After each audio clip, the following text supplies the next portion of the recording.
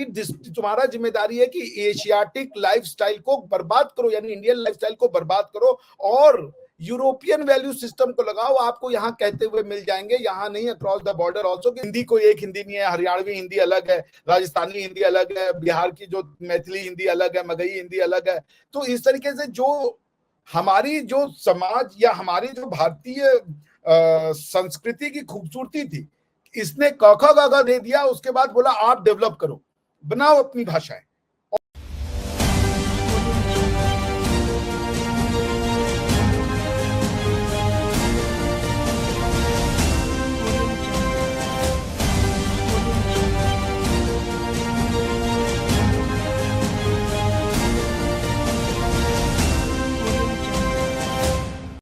नमस्कार दोस्तों, मैं हूं आपके साथ अंबर जैदी और एक बार फिर से इट्स डिबेटेबल में आप सबका स्वागत है। और हमारे साथ मौजूद हैं डॉक्टर अभिषेक मिश्रा, जिनसे हम बात करेंगे एक अहम मुद्दे पर। बहुत बहुत स्वागत है आपका अभिषेक जी, नमस्कार। नमस्ते Ambar ji, always a pleasure to be on your show. So since I like your show a lot and I've been watching you for a long time, so it's always a pleasure to be on your show. Thank you so much for inviting me. Thank you so much. Thank you for joining our show. Abhishek ji, एक बहुत महत्वपूर्ण मुद्दा है। वो मुद्दा ये कि भारत के जब हम एजुकेशन सिस्टम की बात करते हैं, तो कहीं भी हम किसी भी देश की बात करें तो जो शिक्षा प्रणाली है या एजुकेशन सिस्टम है वो बहुत अहम होता है, क्योंकि शिक्षा से ही हम आगे भविष्य और जो हमारे आने वाली पीढ़ियां होती हैं उनको तैयार करते हैं। देश की अर्थव्यवस्था, हर चीज शिक्षा पे निर्भर करती है।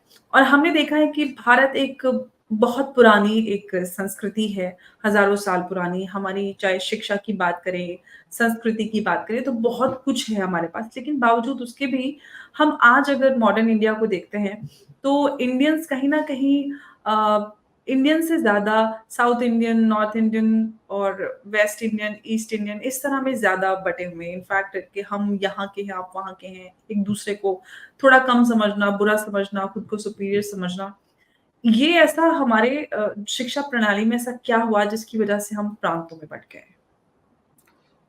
जी, it's a very interesting question. और ये अक्सर बातें जो है मैं इसको फील करता हूँ अपने कई तरह के ट्रांजैक्शंस में, as a lawyer, as a constitutional student, constitutional law student और ऑल। देखिए, दो कारण हैं। एक तो ये कि the way India was perceived post independence, जो हमारा एजुकेशन सिस्टम था उसने इंडिया की प्लूरलिज्म या डाइवर्सिटी को तो अप्रिशिएट किया।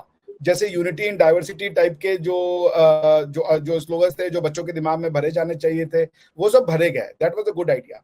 बट वो जो डाइवर्सिटी, यूनिटी इन डाइवर्सिटी जो था, वो बेसिकली डाइवर्सिटी इन यूनिटी है।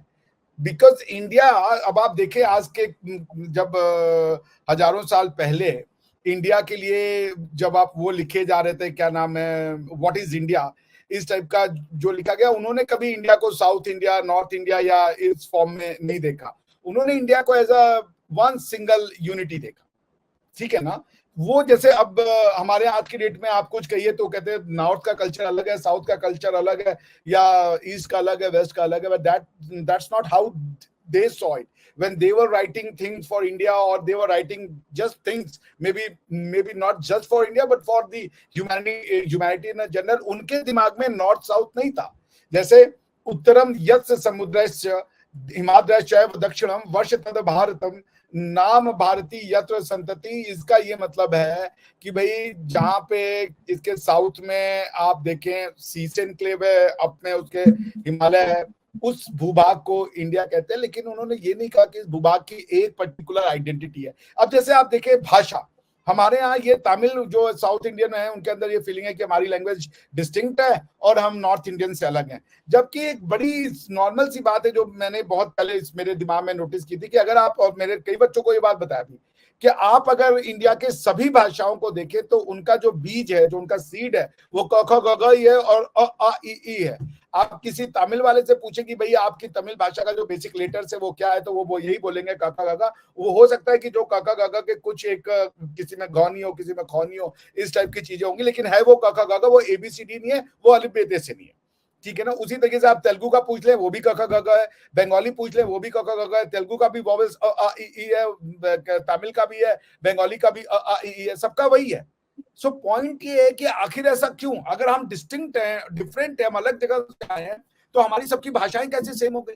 जैसे जो यहाँ पे सालों पहले यहूदी आए थे, उन्होंने तो अपनी भाषा को, या जो हिब्रू भाषा है जिसमें उनकी ग्रंथ लिखी हुई है, उसको प्रिजर्व करके रखा। 2000 साल में उनकी भाषा तो नहीं चेंज हुई, और भले वो बोलने की भाषा चेंज हो गई, लेकिन जो पढ़ने वाली है या जिस भाषा में उनका ग्रंथ लिखा हुआ है वो भाषा उन्होंने प्रिजर्व की। वो जानते थे कि हम लोग हिब्रू बोलने वाले लोग हैं। उसी तरीके से पारसी जो है वो आज भी अपना ही नाम रखते हैं, अपनी जो लैंग्वेज है उसको वो प्रिजर्व और प्रोटेक्ट करते हैं। तो पॉइंट ये कि इंडिया में ये नहीं बताया गया कि हम वो आर्यन इन्वेजन थ्योरी और ये थ्योरी को लेकर के कि हम अलग अलग जगह से आए हैं। इस तरीके से कहा गया कि हम यूनिटी इन डाइवर्सिटी, मतलब हम बेसिकली अलग अलग लोग हैं और हमें एक साथ रहना है, ये प्रमोट किया गया। जबकि ये नहीं होना चाहिए था। होना चाहिए था डाइवर्सिटी इन यूनिटी। हम एक लोग हैं और हम एक होने के अलावा हमारे अंदर कई विभिन्नताएं हैं। जैसे आपका एक घर है, एक घर में हो सकता है कि पिताजी बहुत ज्यादा खर्च करने वाले हो, माताजी बहुत कंजूस हो, भाई जो है बहुत पढ़ने में तेज हो, बहन एकदम कमजोर हो, या बहन बहुत तेज हो पढ़ने में, भाई एकदम कमजोर हो पढ़ने में। ये एक फैमिली है मगर इनके अंदर ये यूनिटी है। तो हमें ये जो बताया गया कि we are basically unity, we are basically eyeing for unity because we are diverse people from diverse part of the world, which is not true. We are basically one people having a diverse manifestation. ठीक है ना? तो हमें diversity in unity पढ़ाना चाहिए था, और हमें पढ़ा दिया यूनिटी इन डाइवर्सिटी। हमें बता दिया तमिल अलग है, वो आए हैं, कोई द्रविडियन है और हम कोई आर्यन है, और हमारा कलर अच्छा है और साफ है। जबकि मेरे हिसाब से जब मैं किसी गोरे के बगल में खड़ा होता हूँ तो मुझे अपने कलर का पूरा अंदाज लग जाता है कि मेरा कलर क्या है। वो पता चल जाता है कि भाई आप काले हो, काले ही रहो। जैसे मैं जब स्विट्जरलैंड में पढ़ता था तो मेरी एक फ्रेंड थी, मैंने उससे पूछा, वो गोरी थी, तो मैंने उससे पूछा कि मुझे ये लगता था, मुझे लोग कह रहे थे अच्छा ये तो फेयर कलर है। तो मैंने उससे पूछा कि what colour do you think I am? तो बोली यू आर डार्क चॉकलेट। तो मेरी सारी की सारी ये जो खुशफहमी थी कि हम फेयर कलर, वो वहीं खत्म हो गई। मुझे कह रहा, मुझे लगा ये कह रही है डार्क चॉकलेट। भाई हद हो गई यार, अरे ब्राउन कह देती कुछ और, डार्क चॉकलेट तो काला ही होता है ऑलमोस्ट, समझ नहीं है। So I had after that I knew कि भैया स्किन टेक्सचर दिख जाता है, आप फोटो में खड़े होंगे आपको पता चल जाता है कि क्या है। सो सबसे पहली बात हमारे यहाँ ये की गई, हमें ये बताया गया कि हम अलग अलग जगह से आए हुए लोग हैं और हमें एक साथ रहना है। जबकि था ये कि हम एक ही लोग थे, लेकिन चूंकि हमारी जो फिलॉसफी थी वो इतनी ज्यादा कॉम्प्रिहेंसिव थी कि उसने किसी भी भाषा को या किसी भी डाइवर्स मैनिफेस्टेशन को रिस्ट्रिक्ट नहीं किया। उसने कोई एक मैनिफेस्टेशन को ये नहीं कहा कि ये इंडियन मैनिफेस्टेशन है या ये वैदिक मैनिफेस्टेशन है, उसने ग्रो करने दिया। और इसी वजह से भाषाओं का निर्माण होता चला गया। बीच में पाली, प्राकृत और भी कई भाषा आई होंगी, लेकिन भाषाएं जो हैं वो सारी की सारी इंडियनाइज हुई और किसी भाषा को रोका नहीं गया। जैसे आप अगर तेलुगु भी देख लें तो कोई एक वन स्टैंडर्ड तेलुगु नहीं है। तेलुगु भी कई उनके डायलेक्ट हैं, तमिल के कई डायलेक्ट हैं, मलयालम के कई डायलेक्ट है। उसी तरीके से हिंदी कोई एक हिंदी नहीं है, हरियाणवी हिंदी अलग है, राजस्थानी हिंदी अलग है, बिहार की जो मैथिली हिंदी अलग है, मगही हिंदी अलग है। तो इस तरीके से जो हमारी जो समाज या हमारी जो भारतीय संस्कृति की खूबसूरती थी, इसने क ख ग घ दे दिया। उसके बाद बोला आप डेवलप करो, बनाओ अपनी भाषाएं।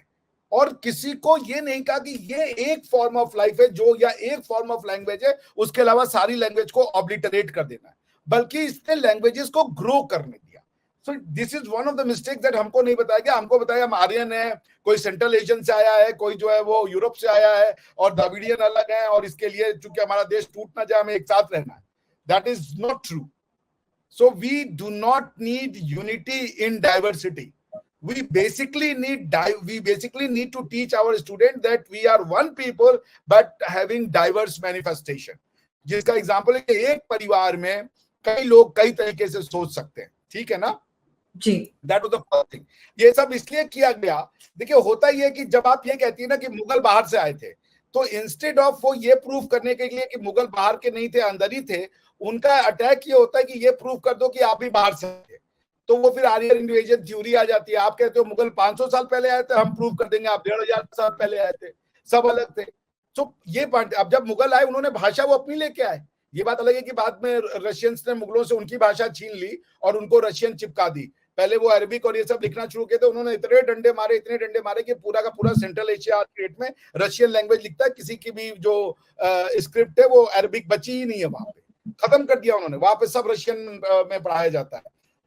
So that was the first point that we needed to emphasize, that we were one people. हमें ये नहीं बताया गया। हमें पता है कि हम अलग अलग लोग हैं, गुलदस्ते हैं, और इसलिए हमें साथ में रहने की जरूरत है। जबकि ये जो हमारी संस्कृति थी, इसने हमें अलाउ किया कि तुम वृहद बनो, क्योंकि इसने हमें डिस्क्रिप्टिव नॉलेज दिया, इसने प्रिस्क्रिप्टिव नॉलेज नहीं दिया। क्योंकि जब आप लॉ बना देते हैं ना, तो फिर आपको उसी लॉ को फॉलो करना पड़ता है। लेकिन आप जब लॉ को या बिहेवियर को डिस्क्राइब करते हैं, तो बिहेवियर चेंज होता रह सकता है। That's what the first beauty, and that's what we need to tell our student, we are one people, not Aryan invasion theory, not this invasion theory, not Dravidian, not ये। और बताइए सबको कि तुम भले तमिल बोलते हो, लेकिन भाषा क ख ग घ है, अ आ इ ई है। तुम भले तेलुगु बोलते हो, भाषा में जो भाषा का जो बीज है, जो तुम्हारे वर्ड्स हैं, वो क ख ग घ है, अलिफ बे ते से नहीं है, ABCD नहीं है।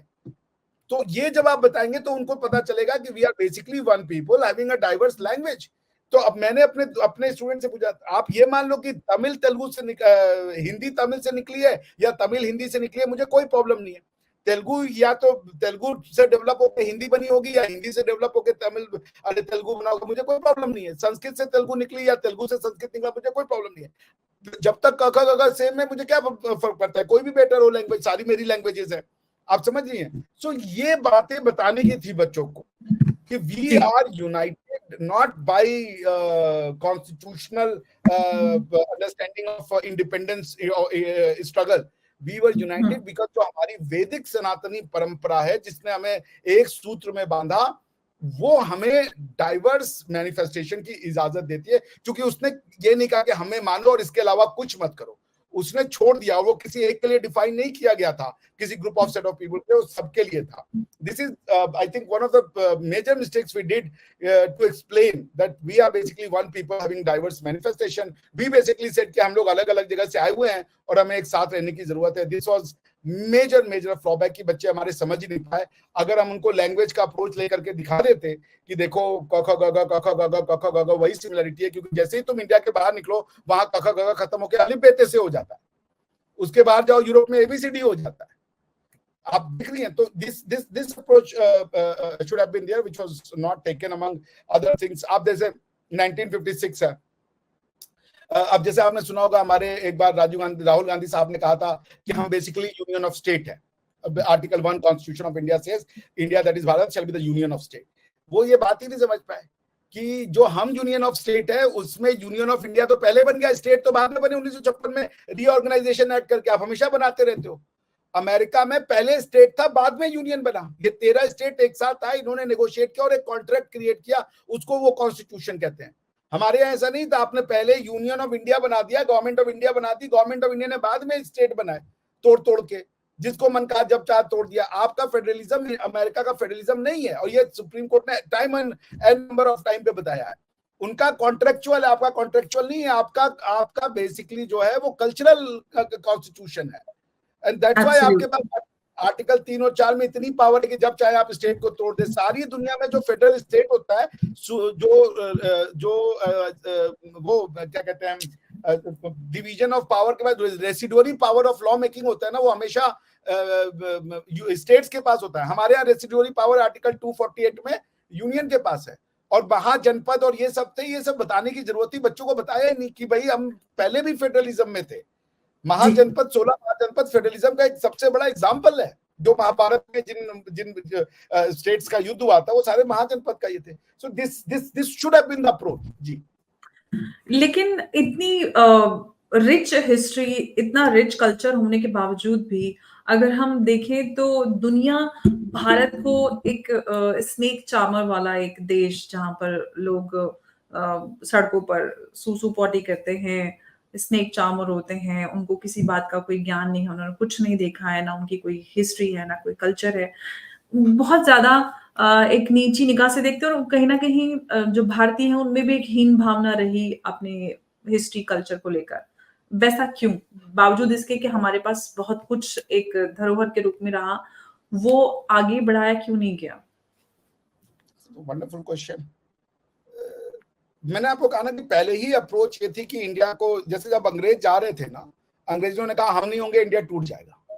वो इंडिया को समझ नहीं पाए। जैसे उन्होंने इंडिया को ना वो बताया कि यहाँ पे कास्ट है, यहाँ पे ट्राइब है, और यहाँ पे ये है। आज तक मुझे समझ में नहीं आया ये ट्राइब क्या होता है। इंडियन सोसाइटी में ट्राइब क्या होता है, मुझे आज तक नहीं समझ में आया। पूजते हुए वही देवी देवताओं को है, लेकिन चूंकि उन्होंने इंडिया को इतना जिसे कह लीजिए फ्रैक्शनलाइज कर दिया, सबको इतनी आइडेंटिटियां दे दी और उस आइडेंटिटी को इंसेंटिवाइज कर दिया। जैसे अब अगर आप शेड्यूल ट्राइब में आपको रिजर्वेशन मिलता है, आप छोड़ना चाहेंगे अपना वो स्टेटस? नहीं छोड़ना चाहेंगे। इंडिया में तो मार काट कटी पड़ी है कि आर्टिकल 16 क्लॉज 4 के अंदर में हमें जो है वो तुम अदर बैकवर्ड क्लासेस में डाल के रिजर्वेशन दे दो। मार कटी हुई है भाई कि हमें बैकवर्ड क्लास तुम डिक्लेयर करो, कास्ट नहीं बैकवर्ड क्लास। और उसमें वो कास्ट कोई क्लास बनाना चाहते हैं, जो सुप्रीम कोर्ट ने बार बार कहा कि कास्ट क्लास नहीं हो सकता, सिर्फ कास्ट क्लास नहीं हो सकता। हालांकि बाद में उन्होंने एक्सेप्ट किया मन का अरे इंदिरा साहनी में, but that's a different thing altogether. Point ये है कि हमारी जो ये एक आइडेंटिटी बनाई विदेशों में, उसका रीजन ये था कि देखिए, जब मान लीजिए अमर जी, आप चेस खेल रहे हो, ठीक है, और आप मेरे घर से कोई आता है, उसको चेस नहीं पता है, चेस के नियम नहीं पता है, तो वो जो चेस को देख रहा होगा ना, उसके समझ में कुछ नहीं आएगा। वो जो अपनी अंडरस्टैंडिंग से अगर चेस के आसपास का कोई गेम होगा, तो वो उसको समझना चाहेगा कि इसमें हो क्या रहा है। He will try to have a conjecture कि होता क्या।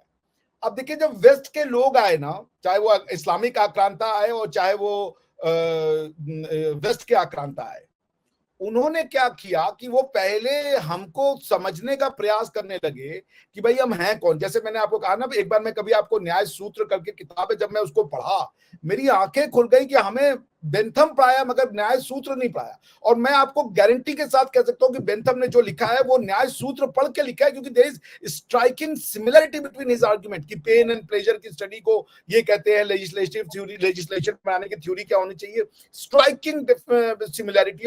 और ये जो न्याय सूत्र है कम से कम 2500 साल पहले लिखी गई। सो स्टैंड्स द रीजन कि आप इसी से वो लेकर के इंस्पायर हुए। एनीवेज, अब मैं आपको ये बता रहा था कि ये जो एक हमारी आइडेंटिटी बनाई गई, जैसे हमारे यहाँ है पूजा, और जो अब्राहमिक फेथ का पूजा है उसमें जमीन आसमान का अंतर है। अब्राहमिक फेथ का सिंपल कॉन्सेप्ट है कि एक गॉड है जो क्रिएशन और क्रिएटर अलग अलग है।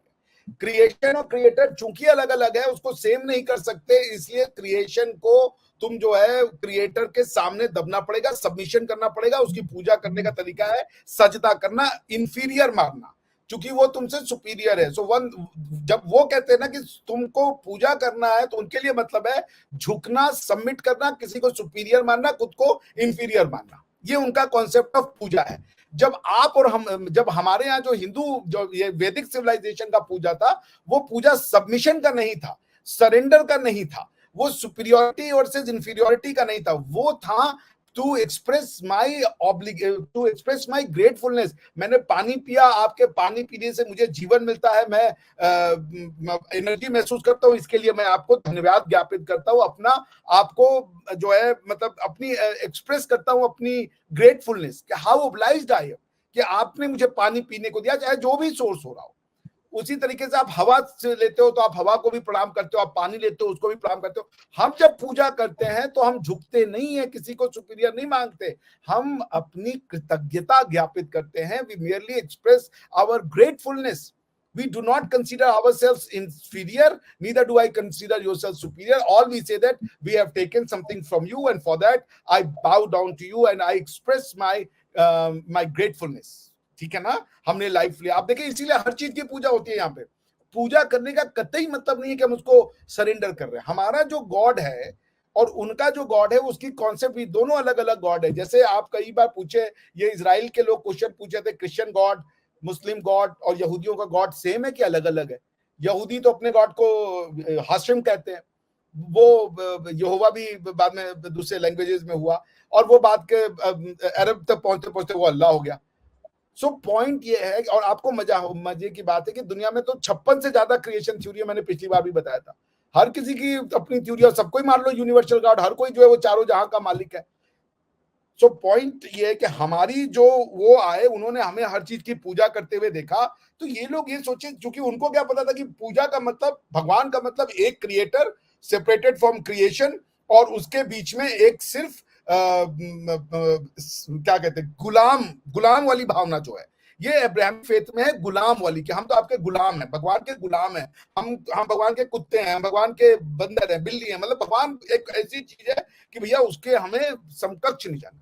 अच्छा, ये थ्योरी हमारे यहाँ नहीं है। हमारे यहाँ की क्रिएटर और क्रिएशन में अंतर ही नहीं है, बल्कि क्रिएशन जो है, कई बार कहा गया कि वो क्रिएटर का कॉन्शियसनेस है, तो क्रिएटर में ही क्रिएशन है और क्रिएशन में ही क्रिएटर, आप उसको सेपरेट नहीं कर सकते। तो इसलिए जब आपको मैं नमस्ते कह रहा हूं, तो मैं ये भी मान रहा हूं कि आपके अंदर ही कोई देवत्व है, कोई गुण है जिसको मैं प्रणाम कर रहा हूं, आपके उस बीइंग को प्रणाम कर रहा हूं। सो हमारी थ्योरी इतनी डीप थी कि ये इनके क्षमता के बाहर थी उसको समझना। इनकी थ्योरी इतनी ओवर सिंप्लीफाइड थी कि क्रिएटर का कोई शेप एंड फॉर्म नहीं है, क्रिएटर जो है वो किसी का तुलना नहीं की जा सकती, क्योंकि कोई तुलना नहीं की जा सकती। कोई तुलना यदि करता है तो वो मुशरिक हो जाता है, तो वो मुशरिक हो रहा है तो वो गुनाह अजीम कर रहा है। और इस तरीके की सिंप्लीफाइड थ्योरी प्रस्तुत कर दी गई on the basis of the distinction between creator and creation, whereas we never had that. हम भगवान के आगे इसलिए झुकते ही नहीं क्योंकि हमें भगवान से डरना है। And I have in a movie, मेरे ख्याल से oh my God, Mithun Chakraborty said a very nice dialogue जो मुझे बड़ा अच्छा लगा। उसने कहा कि they are God fearing people and we are God loving people. There is a distinction in the concept of God. उनके गॉड से डरना है, हमारे गॉड से प्यार करना है। राधा कृष्ण से प्यार किए जा रही है। तो इतना डिस्टिंक्शन था कि वो जब आए हमारे यहाँ वो समझ ही नहीं पाए, और उन्होंने कहा ये पेगनिज्म है। जो नॉलेज उनके नॉलेज से सैकड़ों गुना सुपीरियर थी, उसको उन्होंने कहा ये पेगनिज्म है, क्योंकि उनके यहाँ पे सुपीरियर ये था कि गॉड और उसके क्रिएशन को अलग अलग करो। अगर नहीं कर पाने की क्षमता है तुम उसको मिलाते हो, मुशरिक बनते हो, मिश्रित करते हो, so you are basically pagan. ये ओवर सिंप्लीफाइड थ्योरी लेके वो आए। वेयर एज हमारे यहाँ जो था वो कॉन्शियसनेस, और इसकी इतनी डीप थ्योरी थी ब्रह्मणा की, उनके क्षमता के बाहर थी उसको समझना, बिकॉज कि वो ओवर सिंप्लीफाइड लोग थे। ये उन्होंने जाकर के, अब वही बात आई फिर कि जब कास्ट सिस्टम देखा उन्होंने, जो बेसिकली वर्ण सिस्टम था, उन्होंने इसी को हिंदुत्व समझ लिया। भाई हिंदुत्व की और कुछ चीजें उनको पता हो ना हो, उन्हें न्याय सूत्र पता हो ना हो, उन्हें बड़ा मिहिर का सूत्र पता हो ना हो, उन्हें जो है सुश्रुत संहिता पता हो ना हो, योग पता हो ना हो, लेकिन उन्होंने कास्ट सिस्टम दुनिया में फैला दिया कि इनके यहाँ पे ये जो इंसान 4 तरीके के होते हैं और शूद्र सबसे छोटा है, which is a nonsensical interpretation. और मैं तो इस पे जो कहिए वो हारने को तैयार हूं कि ऋग्वेद के पुरुष सूक्त से जहां से ये जिसका ये सोर्स है, वहां पे कहीं भी आप हायरार्की दिखा दीजिए। हायरार्की नहीं है क्वालिटी का। जब आप, जैसे कि मेरी क्वालिटी जब है पढ़ाने की, वो क्वालिटी और किसी की अगर बहादुरी की क्वालिटी है, तो ये नहीं कि मैं सुपीरियर हूं वो इंफीरियर है। दो अलग अलग क्वालिटी है। मैं इन क्वालिटी को डिस्टिंक्ट तो करो, क्षमता तो लाओ कि जो जो जिस लायक है उसको वो काम तो दो। कि बहादुर आदमी को पढ़ाने का काम दे दोगे, और जो कमजोर आदमी है मगर सोच अच्छा सकता है उसको तुम लड़ने भेज दोगे, वो सरेंडर कर देगा जाके, उसके बस की बात नहीं है लड़ना। सो पॉइंट यह है कि आपको the identification of merit requires to create division, but that division is not distinction, the division is not discrimination, the division, जैसे आप देख ले आर्टिकल 38 है आईसीजे स्टैट्यूट का। जब हम गए वहां पे, मुझे ये तब जब मैं बहुत छोटा था, 24-25 साल का था, अभी भी मैं बहुत छोटा ही हूँ फिर भी। तो जब मैं 24-25 साल का था, तो मैंने ना यूनिवर्सिटी ऑफ जिनेवा में पढ़ा, हम लोग क्लास ले रहे थे, हमें पढ़ाया गया कि आईसीजे के जो सोर्सेज ऑफ लॉ है आईसीजे स्टैट्यूट में, ये एबीसीडी तो जरूर है मगर इनमें हायरार्की नहीं है। कोई सोर्स ऑफ लॉ किसी से बड़ा नहीं है, सुपीरियर नहीं है। And at that time it stuck to my mind कि भाई द सेम वे, अगर डिवीजन ऑफ क्वालिटी या गुण है, इसका ये मतलब नहीं है कि एक गुण दूसरे से सुपीरियर है। जैसे मैं ब्राह्मण शूद्र हूं, मैं प्राउडली शूद्र हूं, और मैं प्राउडली ब्राह्मण हूं। जब मैं पढ़ा रहा हूं तो मैं उतना ही प्राउडली ब्राह्मण हूं। आप देखिए हिंदुस्तान में हर आइडेंटिटी को इन्होंने बहुत अच्छा बता दिया। पठान हो बहुत बढ़िया, आप ये क्या नाम है फलाना हो, अरब हो बहुत बढ़िया, आप हर आइडेंटिटी बढ़िया है, ब्राह्मण होना पाप है।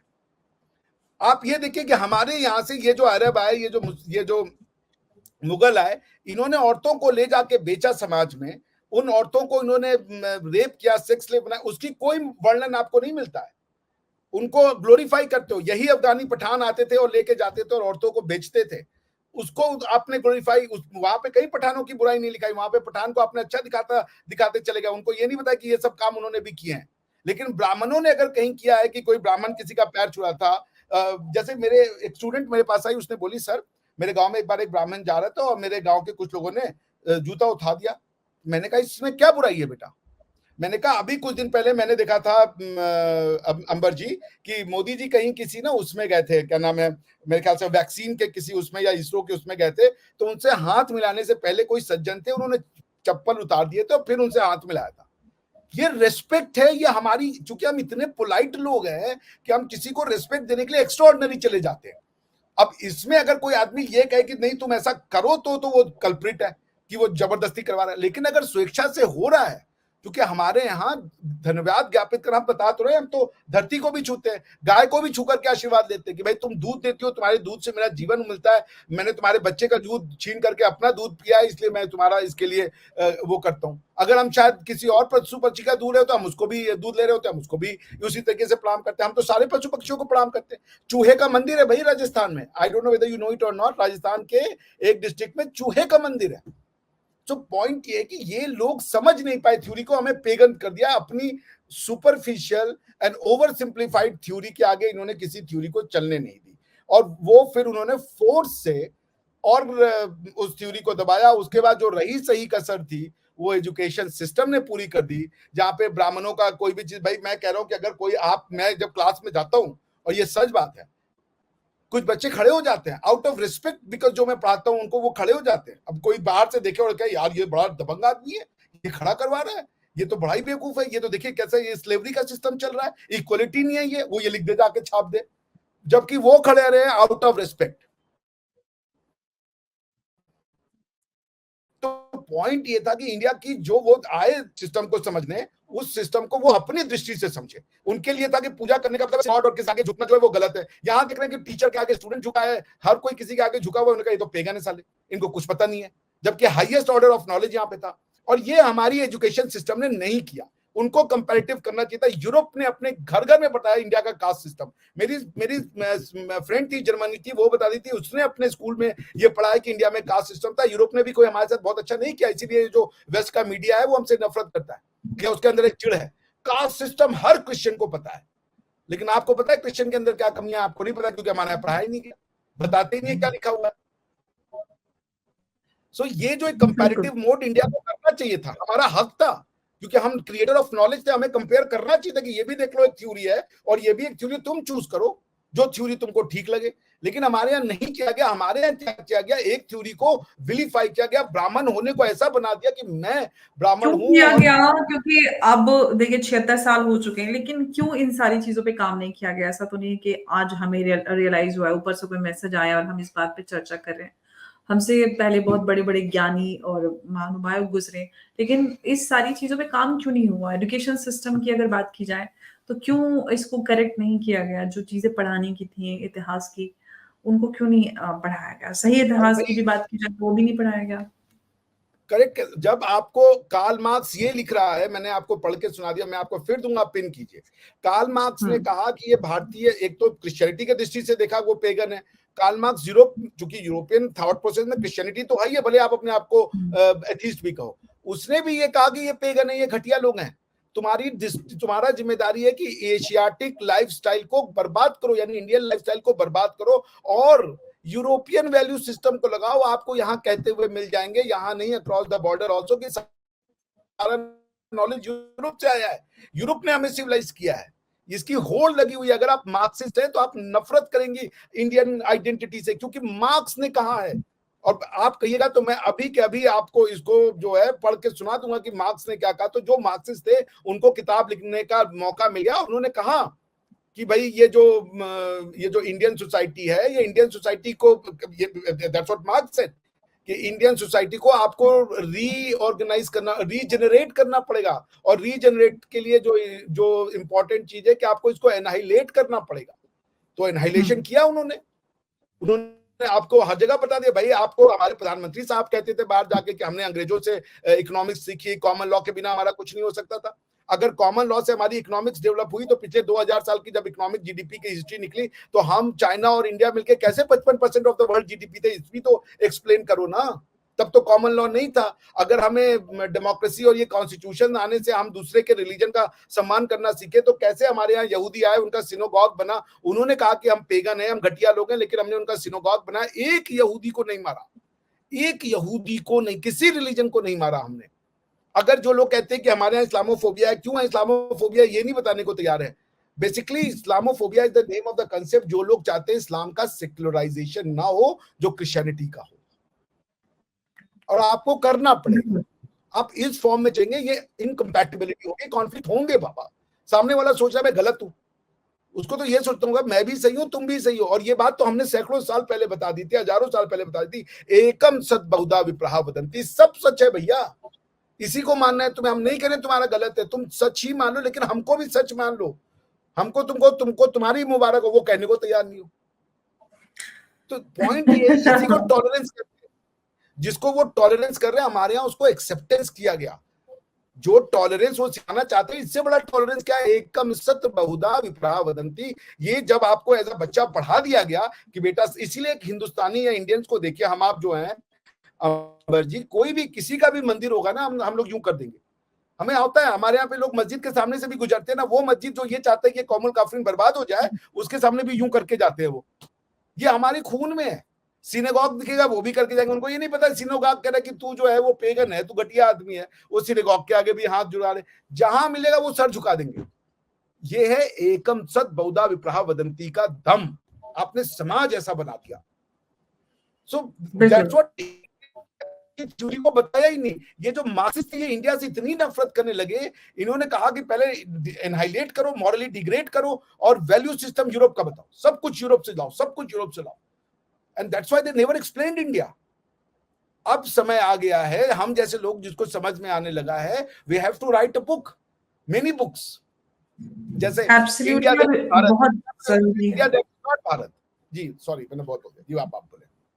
एब्सोल्युटली, बिल्कुल सही आपने कहा, क्योंकि जो हमारी हिस्ट्री रही है, संस्कृति रही है, उसको आगे बढ़ाने के लिए बहुत ज़रूरी है कि कुछ बेहतर किताबें लिखी जाएँ, जिसको आगे बढ़ाया जा सके, और आने वाली जो पीढ़ियाँ हैं, उनको सही इतिहास एटलीस्ट हम अपनी तरफ से जो भी कंट्रीब्यूट कर सकते हैं, वो बहुत ज़रूरी है। बहुत-बहुत शुक्रिया अभिषेक जी, आप इस चर्चा में जुड़े हमारे साथ, और आपने इतना ही सारी ज्ञान की बातें शेयर की। बहुत-बहुत धन्यवाद। नमस्कार, जय हिंद।